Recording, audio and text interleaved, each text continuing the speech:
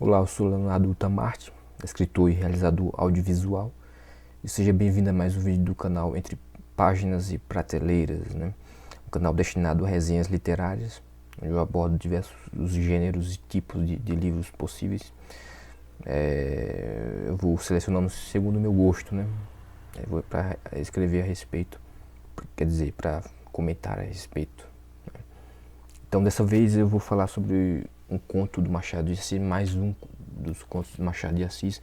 Acredito que esse é o quarto conto que eu falo a respeito, que eu escrevo a respeito, e que eu estou tirando dessa obra aqui, né, que é 50 Contos de Machado de Assis, que é uma coleção de contos selecionados por John Gleadson, da editora Companhia das Letras. Muito bem.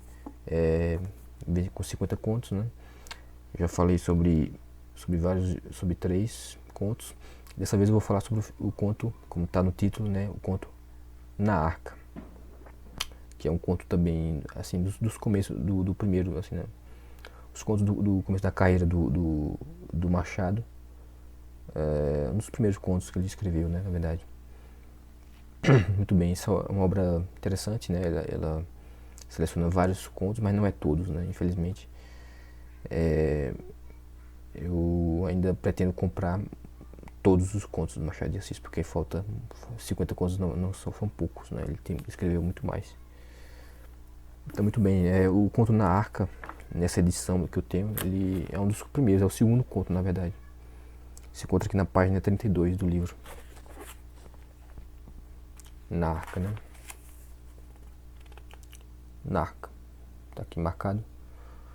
É um conto bem curto, tem umas 6 páginas, se eu não me engano. 6 páginas. Enfim.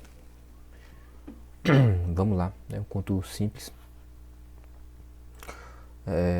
Na Arca é um conto de Machado de Assis, publicado em 1878, que utiliza o cenário bíblico para abordar questões contemporâneas e eternas da sociedade brasileira. E com o uso da ironia como crítica subjacente, uma característica já marcante na obra do autor, que é um dos maiores escritores da literatura brasileira. Machado de Assis utiliza o humor e a ironia para criticar os valores sociais, como a propriedade privada e a moralidade da época. Ao analisar as contradições e hipocrisia da sociedade, a influência histórica do conto está na sua capacidade de dialogar com temas universais através de um contexto bíblico, mantendo uma grande relevância ao longo dos anos, né? Então, o conto Na Arca apresenta uma reinterpretação irônica do relato bíblico do dilúvio na Arca de Noé. A história é contada em 3 capítulos fictícios do gênero, né? O próprio conto já apresenta, não sei se vocês viram aqui no subtítulo, né? Ele fala, é engraçado.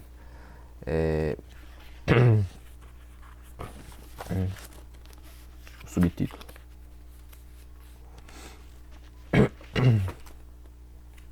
3 capítulos inéditos. 3 capítulos inéditos do Gênesis, né?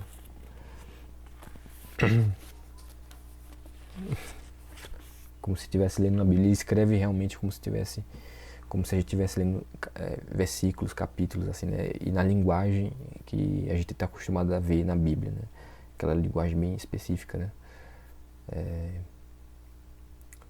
A história começa com Noé, né, declarando a seus filhos Jafé, Sem e Cã, né? Seu nome é complicado de pronunciar, Sem e Cã, que conforme a vontade de Deus, né, eles estão prontos para deixar a arca. Deus cumpriu sua promessa de destruir a humanidade devido à sua maldade, poupando apenas a família de Noé e os animais.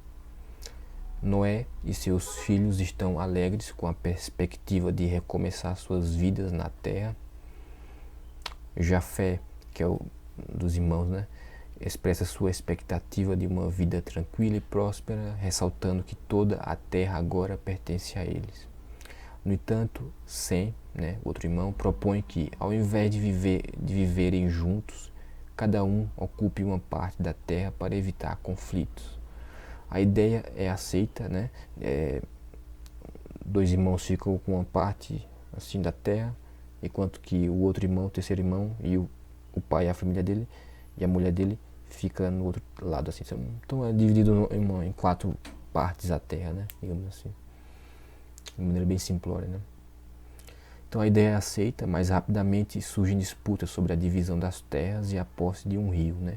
Culminando em uma discussão entre Sem e Jafé. Os dois personagens, né? O filho de Noé, chamado Sem e Jafé, eles discutem, né? O conto é basicamente entre a discussão e a briga, e a luta mesmo que há entre eles. Sobre a ideia, ainda nem chegar na terra, ainda estão no mar, e eles vão brigar, né? Por causa da ideia de dividir as terras, assim, né? Eles vão ficar com um lado e outro com o outro. E sobre a terra deles dois irá dividir um rio, né? Eles vão teorizar isso daí, né? Imaginar esse cenário. Ficar um rio, então quem vai ficar com o rio, né? Ambos vão dividir o rio, uma margem será de um, uma margem de outro. Enfim, aí um não quer porque vai haver problemas. Então eu fico com o rio inteiro, você fica com a parte de lá, né? Então, aí o outro reclama, não, eu que fico com o rio, você que fica com outra parte lá. E pegue mais terra atrás, né? Sei lá, para compensar.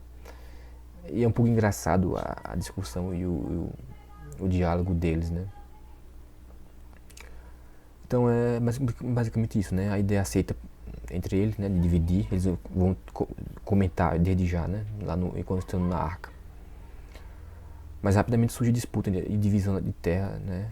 Entre a divisão de terras e a posse de um rio, né? Culminando em uma discussão entre Sem e Jafé. A disputa entre Sem e Jafé se intensifica, né? Como eu já disse, Jafé, ainda furioso, rejeita a ideia de ceder parte de sua terra, e Sem, considerando isso injusto, injusto também, né? Sem tenta propor um compromisso, né? Mas a discórdia persiste, né? Eles chegam a brigar mesmo, né? Cã, que é o outro irmão, né? Que fica olhando aquela discussão entre os dois irmãos, tenta intervir, né? Ele sugere uma solução de dividir suas próprias terras. Ele faz o seguinte, ele diz assim, ó, eu fico com o rio, tá? E as duas margens assim, do lado, e vocês ficam com a minha terra, com a terra que eu iria ter, né? Ao lado do meu pai, né? Do nosso pai. Mas os dois irmãos descartam essa sugestão de Cã e continuam brigando, né? Então ele sugere essa solução de dividir as duas próprias terras, né? Mas é ridicularizado pelos seus irmãos, né? A situação degenera em violência física entre Sem e Jafé, com ambos lutando ferozmente, né? Realmente eles chegam a arrancar sangue e se lascam. É uma briga feia mesmo. Quase um tentando matar o outro mesmo. Cã, o irmão, né, alarmado, né, assistindo aquilo, né, ele corre para informar a Noé sobre a briga, né. A arca, entretanto, continua a flutuar sobre as águas, indiferente ao conflito interno. Noé chega ao local da briga e encontra seus filhos ainda envolvidos em uma luta brutal. Ele ordena que cessem a briga e se levantem. Sem e Jafé, os dois irmãos, ensanguentados e com roupas rasgadas, se levantam de maneira relutante, né? Noé pede explicações sobre a causa da disputa. Aí Jafé acusa Sem de invadir sua terra, enquanto Sem se defende dizendo que apenas tomou os 10 côvados de terra que Jafé havia se recusado a dividir, né? Sobre a margem do rio, assim, né? Você fica então eu fico o rio e 10 côvados a mais, você pega mais 10 côvados a mais do outro lado. É bem engraçado, uma parte ele diz assim, eu fiquei me mandar lá para os confins do mundo, então é bem engraçado.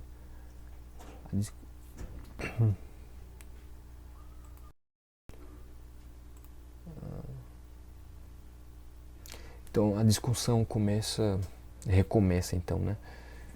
Com ambos os irmãos se desafiando novamente. Noé então impõe uma maldição severa sobre qualquer um que desobedecer às suas ordens e decreta que nenhum ajuste será feito sobre as terras até que a arca chegue ao seu destino, né? Então é isso, né? Ele decreta, ó, não vamos discutir isso até as águas secarem e a gente chegar ao nosso destino, né? Quando termina com Noé refletindo sobre a natureza humana, ele lamenta que, mesmo antes de possuírem a terra, os seus filhos já brigam por limites territoriais. Ele se preocupa com o que acontecerá no futuro, usando as nações de Turquia e da Rússia, que no século XIX estavam em disputa, né? Contra, se não me engano, Constantinopla, né? Havia uma guerra, né? Para possuírem o domínio de Constantinopla, como nos exemplos de futuras contendas, né? Os filhos de Noé, obviamente, não compreendem a gravidade das palavras de seu pai, né? Porque o Machado de Assis, usando na voz de Noé, né, um exemplo de uma coisa que está acontecendo no século XIX, né? Sendo que a história de Noé se passa, né, num passado muito distante, né? Os filhos de Noé, obviamente, não compreendem a gravidade das palavras do seu pai.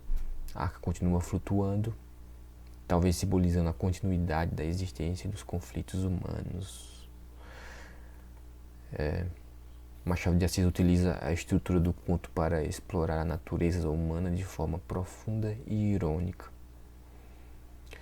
com a crítica à ideia de propriedade privada, destaca, né, a ganância e o egoísmo inerentes à condição humana.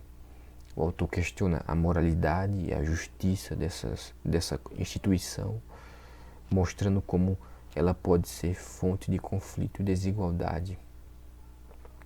Além disso, a escolha de um cenário bíblico permite ao autor criar um paralelo entre as narrativas sagradas e as falhas humanas contemporâneas, sugerindo que tais problemas são universais e atemporais. Em resumo, no conto Na Arca, na verdade, algumas traduções trazem para Arco, Na Arca, de Machado de Assis, o autor adota de forma irônica o discurso bíblico presente no Gênesis, usando ele para discutir a ganância como um reflexo da condição humana, e aborda questões relacionadas à realidade brasileira e seu processo de formação. O final aparentemente inacabado do conto é uma técnica deliberada de Machado de Assis que deixa ao leitor a tarefa de refletir sobre as implicações da história. Essa ambiguidade é uma marca do autor que frequentemente desafia o leitor a pensar criticamente sobre os temas apresentados. Pois é, apesar de tudo isso, né, de tudo isso, fica um certo, sei lá, mal-estar. Você fica com a vontade de querer saber o que vai acontecer ao final, o que vai acontecer mais além, né? O Machado de Assis simplesmente corta, né? Tá ali num diálogo entre dois, aí corta, acabou o conto, né? Fica com aquela sensação de que parece que deveria ter um desfecho, né? Mas não tem desfecho, né? O conto termina ali no ponto alto. Alguns contos são assim mesmo. Pois bem, era isso que eu queria dizer sobre o conto Na Arca, do Machado de Assis, presente nessa obra 50 Contos de Machado de Assis, coleção de John Gleadson. Muito bem.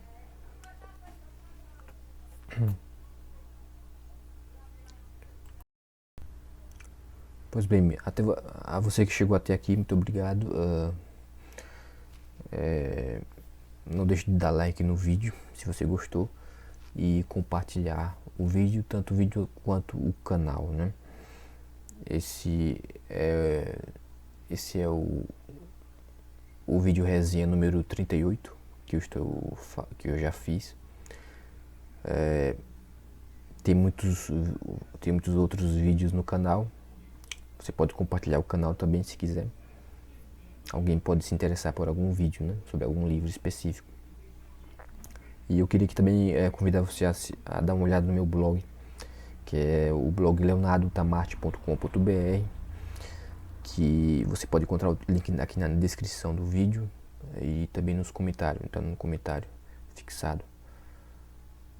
Nesse meu blog você vai encontrar acesso aos meus livros, os livros que eu já escrevi, através da Amazon. Tem um link, né, que te leva aos meus livros na Amazon. E também você pode ter acesso a meu catálogo de filmes que eu já realizei em curta-metragem. Tem um em média-metragem também. Tudo disponíveis no YouTube, no meu canal, né? Que outro canal não é esse. Mas através do site dá pra assistir também. Através do catálogo, né? E também você vai ler artigos que eu já escrevi. Tem acesso à minha newsletter, que eu escrevo contos, né? Sobre diversos assuntos. Tem lá meus contos. E também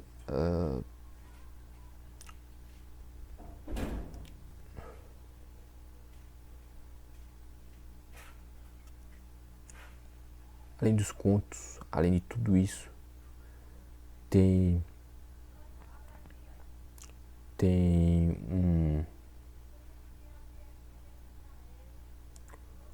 esses vídeos, né? Tem críticas, tô tentando lembrar aqui, né? Tem críticas sobre cinema que eu escrevo, eu vou postando lá também, escritas mesmo sobre cinema alagoano principalmente. E também tem esses vídeos resenhas que eu faço sobre literatura, né? Alguns deles eu vou postando aos poucos, né? Esses livros, porque eu gosto de colocar o texto, né? Que no caso é o roteiro do vídeo, e mais aprimorado, e depois coloco o vídeo para você ter uma assistir. Para quem prefere assistir, né? Uma coisa mais leve, e tem um texto mais formal, mais bem escrito, né? Com mais detalhes. Pois bem, era isso que eu queria dizer. Obrigado a você que chegou até aqui mais uma vez, e até a próxima semana com mais uma crítica sobre um livro, no caso. Machado de Assis, sempre. Mas de vez em quando um livro, né?